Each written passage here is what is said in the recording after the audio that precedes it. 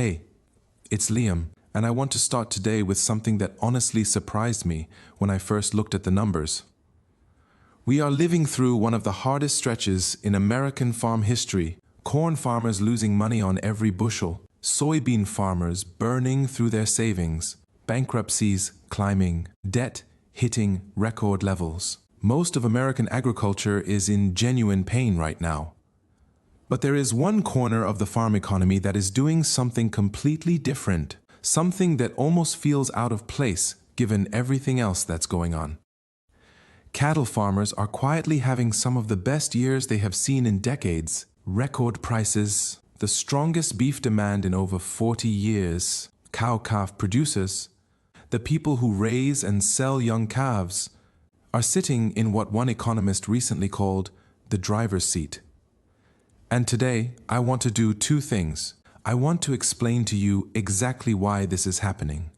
Because understanding the reason matters more than just knowing the fact. And then I want to talk honestly about what it means for you, whether you're already in cattle, thinking about getting in, or just trying to understand where the opportunities are in this farm economy right now. Because here is what I believe. When one part of agriculture is thriving while everything else is struggling, there is something to be learned. And the farmers who pay attention to that lesson, really pay attention, are the ones who are going to be in a better position 5 years from now. Let me start with the numbers because they are genuinely remarkable. Right now, live cattle are selling for around $248 per hundredweight. That is up 18 to 40% depending on the class of cattle. In a single year, ground beef at the grocery store hit a record high of over $6 per pound last year, the most expensive since records began in 1984, and retail beef overall is averaging over $9 a pound. $9. And here is the thing that should make every farmer sit up straight. Consumers are still buying it, even at those prices, even in a tough economy. Even with cheaper proteins sitting right next to it in the meat case, Americans are choosing beef.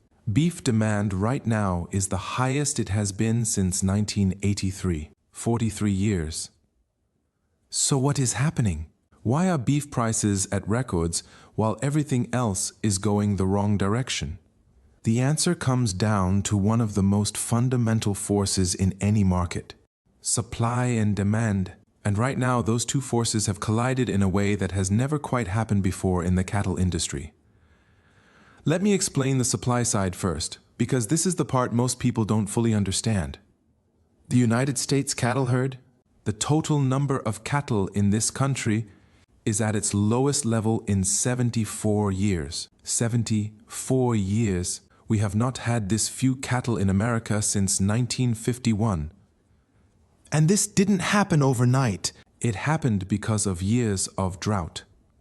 Brutal, sustained drought across the southern plains and the west that destroyed pastures, dried up water sources, and forced ranchers to sell off cattle they had spent decades building. When ponds dried up, ranchers hauled water by the truckload just to keep animals alive a few more weeks. Others paid record prices to bring in hay from hundreds of miles away. Some families had to let go of cattle genetics they had been refining for generations, sold off in a single desperate season. Add to that years of unprofitable cattle prices before the current run-up, record high input costs, and you have a recipe for a shrinking herd, and that's exactly what happened. Year after year, the herd got smaller. We are now in year 8 of cattle herd contraction, the longest contraction period in the modern cattle cycle. Then, on top of the drought situation, late in 2024, the USDA banned live cattle imports from Mexico due to the discovery of New World screwworm. Mexico normally sends about 1.2 million head of feeder cattle into the US every year. That pipeline essentially shut down overnight. That is a massive chunk of supply suddenly gone from the market. Fewer cattle in the country, fewer imports coming in, less beef available. Basic economics tells you what happens next. Prices go up. Now, the demand side, and this part is just as important. At the exact same time supply was shrinking, something was happening with American consumers that the beef industry has not seen in a generation. Millennials and General Z, the biggest consumer groups in the country right now, have embraced high-protein diets in a major way. The rise of GLP-1 weight loss medications has actually reinforced this, because people on those medications are actively seeking high-protein foods to preserve muscle mass. And beef is the king of protein in most Americans' minds. Quality has also played a massive role. Right now, 84% of fed cattle in the United States are grading choice or higher. With 12% grading prime, that is exceptional quality. Consumers are getting a better product and they know it, and they are willing to pay for it. So you have the smallest cattle supply in 74 years colliding with the strongest beef demand in 43 years. And the result is record prices. That is not luck. That is math. Now, here is where I want to get into what this actually means in practical terms. And I want to be honest with you because I think there are both real opportunities and real risks here that deserve to be said plainly.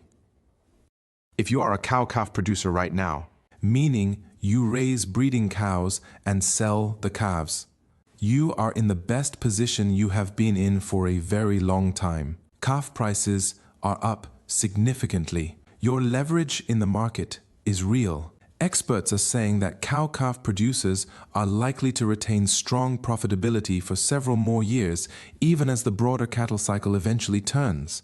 But, and this is important, even if you are in cattle right now, this environment is not an excuse to get complacent. The same experts who are bullish on cattle are also warning that markets near cyclical highs carry real risk. If consumer demand softens, if more imports come in, if prices start to slide, the margins that feel comfortable today can evaporate quickly. The farmers who survive the eventual price correction are the ones managing their costs tightly and not overextending themselves during the good years. My honest opinion? If cattle is profitable for you right now, this is the time to rebuild your cash reserves, pay down debt, and invest wisely in your operation. Not the time to assume the good times will last forever and take on risk you cannot afford if prices drop. Now, what about farmers who are not currently in cattle but are watching this and wondering, should I get in? This is a question I want to answer carefully because I think there are two very different answers depending on your situation.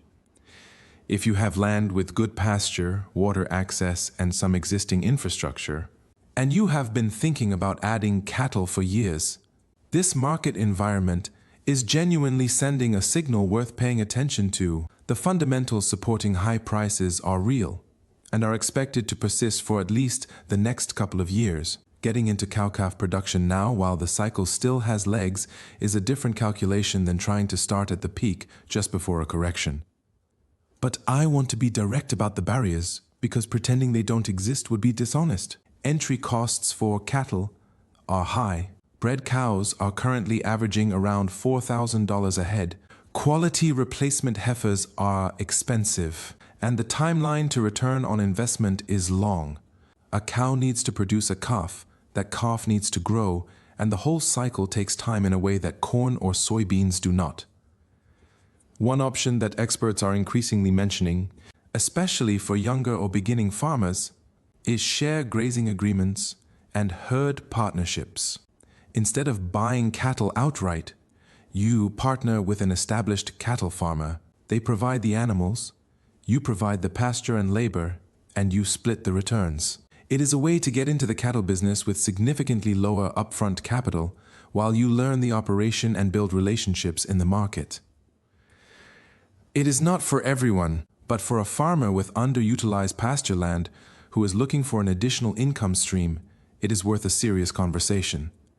I also want to mention something that I think is one of the most overlooked opportunities in cattle right now, and that is direct-to-consumer beef sales.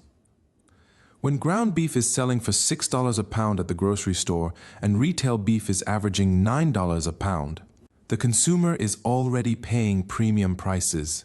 But almost all of that premium is going to the processor, the packer, and the retailer. The farmer who raised that animal is getting the live cattle price, not the retail price. But what if you could capture some of that retail margin yourself? Farmers who sell beef directly to consumers through farm freezer beef programs, farmers markets, local restaurant relationships, or their own farm website are able to price their product based on what the consumer pays, not what the commodity market pays. A farmer selling whole or half beef direct to a family at current prices can earn significantly more per animal than selling through the commodity chain. This is not a simple operation to set up. You need a USDA-inspected processor, you need customers, and you need some basic marketing. But the farmers who have built direct beef businesses over the last few years are now in an extraordinary position. They were already set up when the market moved in their favor. If you are a cattle farmer who has been thinking about going direct, now is the time to seriously explore it. Let me pull this all together before I give you your action for the week. What is happening in the cattle market right now is a once-in-a-generation alignment of tight supply and explosive demand. It is real, it is documented, and it is creating genuine financial opportunity for cattle farmers across America, at a time when most of the rest of American agriculture is hurting. That contrast matters because in a farm economy where corn farmers are selling below their cost of production, where bankruptcies are climbing, where debt is at record highs, the cattle sector is a reminder that opportunity still exists. It just does not always look like what you have always done. I am not telling you to abandon your crop operation. I am not telling you that cattle is a guaranteed path to riches, but I am telling you to pay attention to where the money is flowing in agriculture right now, and to ask yourself honestly whether there is a way to position your operation to benefit from it. The farmers who prosper through difficult periods are almost never the ones who kept doing exactly what they were doing while the world changed around them. They are the ones who watched, listened, stayed curious, and made moves when the moment was right. Your action this week. Just one thing. If you are already in cattle, take 1 hour this week and calculate your actual cost of production per hundredweight right now, today, with current feed and input prices. Then compare it to what cattle are actually selling for. Write down your real margin, because knowing that number exactly is the difference between a farmer who manages this opportunity wisely and one who finds out too late that the good times quietly passed them by. And if you are not in cattle but have been curious, just one conversation. Find one cattle farmer in your area who is doing well right now and ask them what their operation looks like, what their costs are, what the challenges are. You don't have to make any decisions from one conversation, but knowledge is always the first step toward opportunity. I'm Liam. Every week I am here giving you straight, honest information about the business side of farming. The stuff that actually affects your bottom line, explained in plain English, without any agenda except to help you make better decisions for your farm and your family. If this video helped you understand something you didn't before, share it with a farmer you know. And if you have questions about your specific situation, drop them in the comments. I read every single one. Take care of your operation. Take care of your people. I will see you in the next one. That is script 5, Liam. Here is why this one has strong push potential.